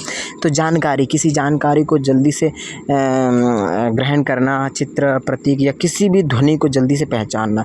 ठीक है, जैसे सेब है, देख लिया तुम लाल लाल है तो भाई सेब है ये। ठीक है, टिक मारा हुआ है, स्टार है वगैरह वगैरह। फिर गुड रिटेंशन, तो अच्छा प्रतिधारण या संचय। तो मतलब स्मरण शक्ति अच्छी है तो अच्छे से धारण कर पाओगे। ठीक है, जल्दी से कैचअप कर पाओगे। तो सीखी हुई जानकारी को लंबे समय तक याद रख पाने की क्षमता। यदि तुम्हारी स्मरण शक्ति सही है ना, स्मृति सही है ना, मेमोरी ठीक है ना, तो तुम सीखी हुई चीज़ को लंबे समय तक याद रख पाओगे। ठीक है, और एक्यूरेसी, सटीकता या शुद्धता, जानकारी को सही रूप में याद रखना और सही समय पर सही उत्तर देना, ये भी मेमोरी की ही बात है। यदि तुम्हारी अच्छी मेमोरी है तो तुम जानकारी को सही रूप में याद रख पाओगे और समय पर सही उत्तर भी दे पाओगे। कई लोग बहुत कुछ पढ़ लेते हैं, बहुत कुछ याद कर लेते हैं, याद होते हुए भी समय पर उत्तर नहीं दे पाते हैं। ठीक है, वो लोग का मुख से उत्तर नहीं आता है, बाद में कभी कहीं पर पेपर देना है तो आ जाएगा। ठीक है, बाद में आएगा तो क्या फ़ायदा है। तो वो सब अच्छी मेमोरी के ये सब क्या हैं, ये सब क्या हैं, अच्छी मेमोरी के लक्षण हैं मुख्य। जल्दी पहचान में आना, ठीक है, पहचानना, गुड रिटेंशन, अच्छा प्रतिधारण या संचय, और सटीकता की शुद्धता वगैरह। अब है समस्या समाधान की चरण। तो यदि तुम कोई समस्या का समाधान करना है तुमको, तो कैसे करोगे, तो उसके सोपान है, उसके चरण हैं, स्टेप हैं, कैसे करोगे, स्टेप्स ऑफ प्रॉब्लम सॉल्विंग। तो प्रॉब्लम को सॉल्व करना तो स्टेप बाय स्टेप करना। तो पहले क्या करोगे, फिर बाद में क्या करोगे। देखो, नोट के ऊपरी हिस्से में समस्या को हल करने की 6 मुख्य चरण दिए गए। तो पहला चरण क्या है कि समस्या की पहचान करना है। तो आइडेंटिफाइंग द प्रॉब्लम, तो पहचान, पहले समस्या की पहचान करें, समस्या क्या है तुम्हारी। तो पहले एक समस्या की पहचान करना है। ठीक है, फिर इसके बाद में डिस्क्राइब द प्रॉब्लम, समस्या को परिभाषित करना है। तुम्हारी समस्या क्या है, पहले पहचानो तुम्हारी समस्या क्या है। मान लीजिए तुम्हारी समस्या है क्या है समस्या तुम्हारी, कि तुमसे एक श्लोक याद नहीं हो रहा है। तो तुमने पहचान लिया समस्या तुम्हारी क्या है, श्लोक याद नहीं हो रहा है। तो फिर समस्या को परिभाषित करो। श्लोक तुमको याद नहीं हो रहा है, डिस्क्राइब द प्रॉब्लम, तो प्रॉब्लम को याद करो कि तुमको श्लोक याद नहीं हो रहा, तो क्यों नहीं हो रहा, तुम कैसे याद कर रहे हो। ठीक है, वो सब चीज़ें डिस्क्राइब करो, बताओ। ठीक है, परिभाषित करने के बाद परिकल्पना करना, हाइपोथेसिस, परिकल्पना, इसके आगे फैक्ट ढूंढना लिखा है। ठीक है, फैक्ट ढूंढना, परिकल्पना करना। तो इसके बाद में परिकल्पना करना है कि ऐसे ऐसे याद किया है इसने, इसलिए इसको याद नहीं हो रहा है श्लोक। ठीक है, तो हम ऐसे यदि याद करेंगे या इस प्रकार से करेंगे तो हो जाएगा शायद। या फिर हम भाव को, अर्थ को समझते हुए, एक एक वर्ड का अर्थ समझते हुए यदि हम श्लोक को याद करें शायद हो जाए। तो ऐसा कल्पना करना है, फिर विश्लेषण करना है, फिर उसको खंड खंड में बांटना है कि ऐसे करेंगे तो ऐसे होगा, ऐसे करेंगे वैसे होगा। तो विश्लेषण करना है, फिर उसी चीज़ को और खंड खंड में बांटना है। ठीक है, प्रॉब्लम को, और फिर परिणाम का मूल्यांकन करना है, फिर रिजल्ट। ठीक है, खंड खंड बांटने के बाद फिर बाद में उसका रिजल्ट आएगा, फिर उसका रिजल्ट आएगा तो वो, तो मतलब कहने का क्या है कि समस्या का समाधान 6 तरीके से करना है और इनको याद कर लो। इसका अर्थ बताया है, बस अर्थ का कोई वो नहीं है, इनको याद कर लो, ये हूबहू आ जाएंगे। इसमें तुमको देने के लिए क्रम सजाने के लिए आ जाएगा कि इसके बाद कौन सा आता है, इसके बाद कौन सा आता है। तो पहले समस्या की पहचान करना है, उसके बाद में समस्या को परिभाषित करना है, फिर उसके बाद में परिकल्पना, हाइपोथेसिस, या फिर इंग्लिश में याद कर लो identifying the problem, describe the problem, hypothesis, analysis और सिंथेसिस और रिजल्ट। तो इंग्लिश में याद रखो, ज़्यादा सही रहेगा। तो इनको 6 के 6 याद रख लो, क्रम से सजाने के लिए आ जाता है, ठीक है। इसलिए इन चरणों का क्रमबद्ध पालन करने से किसी भी समस्या का सफल समाधान किया जा सकता है, ठीक है। अब आगे देखिए, महत्वपूर्ण शैक्षणिक शब्द और परिभाषाएं। तो की पेडागोजिकल टर्म्स, तो पेज के निचले हिस्से में कुछ महत्वपूर्ण शिक्षण संप्रत्ययों को रेखांकित किया गया है। तो चिंतन देखिए, चिंतन, थिंकिंग, तो मानसिक स्तर पर समस्याओं का समाधान खोजने की प्रक्रिया। चिंतन क्या है, थिंकिंग क्या है, तो मानसिक स्तर पर समस्याओं का समाधान खोजने की प्रक्रिया है। एक चिंतन करना, एक मानसिक स्तर पर समस्याओं का हल ढूंढना है, ठीक है। और कलन विधि, एक कलन विधि, चिंतन समझ गए ना, थिंकिंग करना क्या है, मानसिक की प्रक्रिया है एक, ठीक है। और मानसिक प्रक्रिया के माध्यम से समस्याओं का समाधान खोजने की प्रक्रिया है, ठीक है। कलन विधि, कलन विधि में क्या होता है कि लक्ष्य प्राप्त करने के लिए चरण दर चरण, स्टेप बाय स्टेप निर्देशों का पालन करना है। तो कोई कलन विधि में क्या है, कलन विधि ध्यान विधि पूछता है, कलन विधि पूछ लेता है, और कलन विधि बहुत इजी है, समझ नहीं पाओगे तो पेपर में तुम मार खाओगे, एक नंबर कट जाएगा। कलन विधि पूछ ही लेता है। और मैं पेपर में जब गया था ना, उस टाइम पर कलन विधि लगता है, अरे यार ये कलन विधि क्या है, बार बार कलन विधि समझ में नहीं आता था, और पेपर में आ भी गया था शायद, तो इसलिए आता है कलन विधि। तो इसलिए ये क्या है, कलन विधि एक लक्ष्य प्राप्त करने के लिए, कोई एक लक्ष्य प्राप्त करना है, मान लो तुमको कोई लक्ष्य प्राप्त करना है, तो लक्ष्य प्राप्त करने के लिए चरण दर चरण निर्देशों का पालन है, ठीक है। निर्देश कि ऐसे उस लक्ष्य को प्राप्त करने के लिए ऐसे ऐसे प्राप्त किया जा सकता है, पहले ये करना है, फिर ये करना, फिर ये करना। तो चरण दर चरण स्टेप का पालन करना, निर्देशों का पालन करना ही लक्ष्य को प्राप्ति करना कलन विधि है, ठीक है। कलन विधि का अर्थ इतना ही है, सिंपल सा, ठीक है। लक्ष्य प्राप्त करने के लिए चरण दर चरण क्या करना, निर्देशों का पालन करना, ठीक है। अब जिगसॉ पहेली, जिगसॉ पहेली क्या है, जिगसॉ पहेली या फिर बोले मचान स्कैफोल्डिंग। तो जिगसॉ पहेली या फिर बोले मचान स्कैफोल्डिंग। तो ध्यान दीजिए यहाँ पर थोड़ा सा कि जिगसॉ पहेली जो है, जिगजैग बोलते हैं ना, जिगसॉ पहेली। तो इसमें जिगजैग में क्या होता है कि ऐसे कुछ होते हैं, इनको क्या करना होता है, इनको सजाना होता है, अलग अलग होते हैं, तो इनको सभी को जोड़ना होता है जिगजैग में, ठीक है। जैसे कि कई चित्र दे दिए तुमको, इन्हीं में अलग अलग चित्र दे दिए, किसी में आँख दे दिया, किसी में नाक दे दिया, किसी में फिर से आँख दे दिया, किसी में फिर से नाक दे दिया, इन सबको जोड़ करके एक मुख बनाना है, ठीक है। तो जिगसॉ पहेली, ये जिगजैग कहते हैं इसको, ठीक है। जिगसॉ पहेली, पजल बोलते हैं इसको। और मचान क्या है, तो कोष्टक में पाड़ मचान ढांचा लिखा है, कोष्टक में पाड़ मचान ढांचा।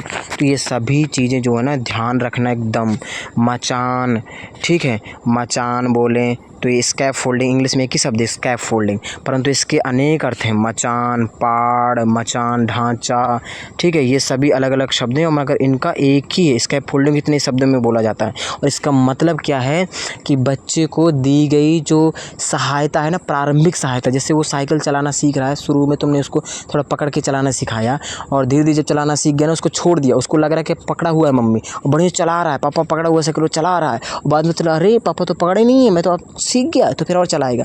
तो उस प्रारंभिक जो सहायता दी जा रही है ना, वो है स्कैफ फोल्डिंग, और उसको अलग अलग नामों जाना जाता है, पाड़, मचान, ढांचा।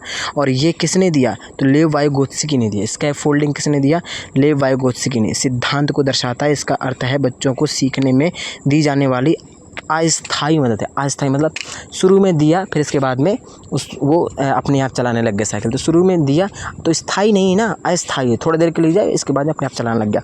तो ये किसने कहा या किसने दिया ये सिद्धांत, तो ये वाइगोत्स्की ने दिया, ठीक है। शिक्षा का अधिकार, तो RTE एक्ट जो है शिक्षा का अधिकार, देख लो ये भी आता है, तो ये 2009 में आया। आर्थिक रूप से कमज़ोर बच्चों EWS के लिए प्राइमरी स्कूलों में 25% आरक्षण और मुफ्त शिक्षा, फ्री एजुकेशन का प्रावधान, ठीक ठीक है। तो शिक्षा का अधिकार जो है RTE एक्ट जो है ये क्या बोल रहा है कि आर्थिक रूप से जो कमज़ोर बच्चे हैं, ठीक है, आर्थिक रूप से, ये जैसे EWS के लिए प्राइमरी स्कूलों में 25% का आरक्षण और मुफ्त शिक्षा, फ्री एजुकेशन का प्रावधान है इसमें, किसमें, RTE में ये सब बोला गया। फिर इस संप्रदायों को समझना शिक्षण प्रक्रिया को अधिक प्रभावी और अर्थपूर्ण बनाता है ये सब। तो RT समझ गए ना। आगे देखिए संरक्षण, तो कंजर्वेशन NLWV के माध्यम से समझेंगे। जीन पियाजे के सिद्धांत के अनुसार संरक्षण के अंतर्गत बच्चे निम्नलिखित मूल्यों, वैल्यूज़ या विशेषताओं को समझने लगते हैं। तो जीन पियाजे के सिद्धांत के अनुसार जो है संरक्षण के अंतर्गत उन्होंने संरक्षण दिया है ना जीन पियाजे ने, तो संरक्षण के अंतर्गत बच्चे निम्नलिखित मूल्यों या विशेषताओं को समझने लगते हैं। तो संरक्षण जो है वो किसने दिया, तो जीन पियाजे ने दिया। संरक्षण में उन्होंने कई चीज़ें बताई हैं, तो वो क्या हैं, जैसे n से नंबर, संख्या। तो जो बच्चा होता है ना, तो वो क्या करने लगता है, नंबर्स को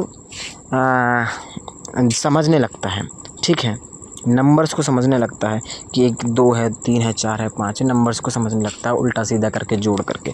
फिर है लंबाई, तो किसकी लंबाई कम है, किसकी लंबाई ज़्यादा, ये भी समझने लगता है। वजन, भार, किसका कम है, किसका ज़्यादा है।